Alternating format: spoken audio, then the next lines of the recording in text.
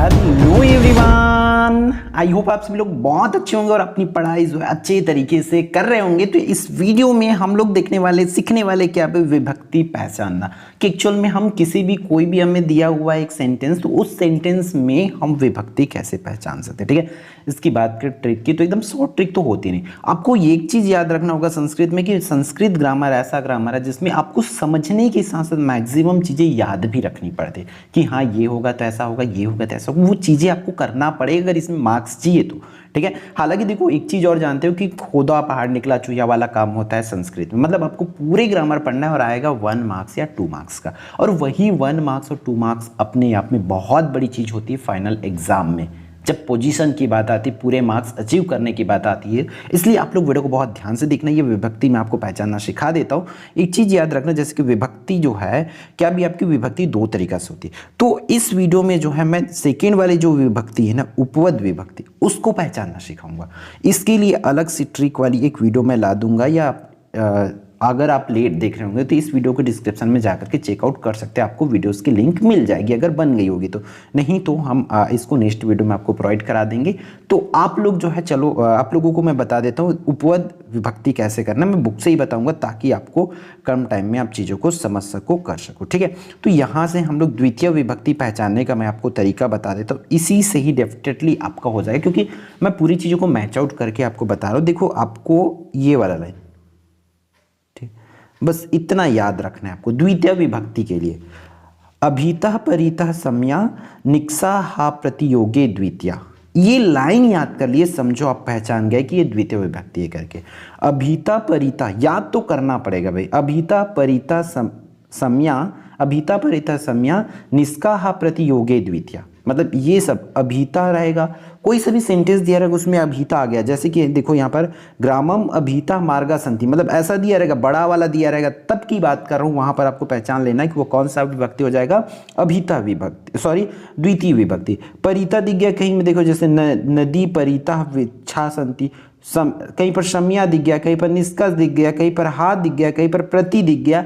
मतलब वहां पर आप लोग समझ जाना कि वो कौन सी विभक्ति होगा, द्वितीय विभक्ति होगा। क्लियर है? अब वो बस वो लाइन याद रख लेना भाई। वो लाइन याद रखोगे क्योंकि वो ट्रिक समझो उसको, है ना। वो लाइन याद हुआ तो आप समझो आपका पूरा कर लोगे। जैसे कि देखो कहीं पर प्रति दिख गया, है ना, मयंकः विद्यालय प्रति गच्छामि, प्रति दिख गया मतलब समझ गए आप कि वो क्या है। हाँ, उसी तरह सर्वतः उभयतः, है ना, सर्वतः उभयतः हो गया, हा हो गया, निष्का हो गया, सम्या होगा, परिता, इतना ही। अब देखो हालांकि इसकी इतना ही नहीं होगा, है ना, लेकिन आपके इस क्लास 10 की बात करें तो आपको इसी में से ही पूछेंगे भाई, इसके बाहर की नहीं पूछे जाएंगे आपको। इसलिए आप इसको याद रखो, अगर इसमें से कोई सा भी शब्द आए आपका, मतलब समझ जाना कि वहां पर कौन सा विभक्ति होगा, द्वितीय विभक्ति या द्वितीय विभक्ति होगा। आपको टिक आउट कर लेना है। क्लियर? फिर तृतीय विभक्ति के लिए बात करें तो तृतीय विभक्ति के लिए सह साकम सार्थम समम, है ना, सह साकम सार्थम समम, मतलब के साथ वाला की जब भी ऐसा बात होगा, सह साकम सार्थम समम, सह साकम सार्थम समम, ये 4 याद रखो, फिर आपका तृतीय विभक्ति हो गया। ठीक है, अब देखो यहाँ पर ये देखो इस तरीका से रहेगा कैसे, और क्वेश्चंस देंगे तो यही को देंगे, छात्र शिक्षण सह पठयति, माता पुत्रेण साकम।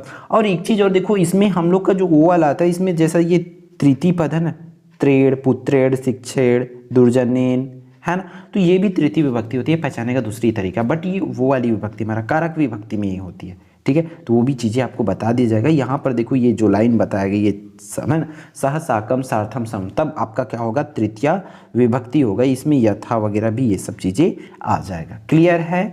फिर आपका कौन सा चतुर्थ विभक्ति पहचानने के लिए आपको क्या करना पड़ेगा, ये वाला लाइन, इतना लाइन आपको याद रखना पड़ेगा। यही ट्रिक है इसका।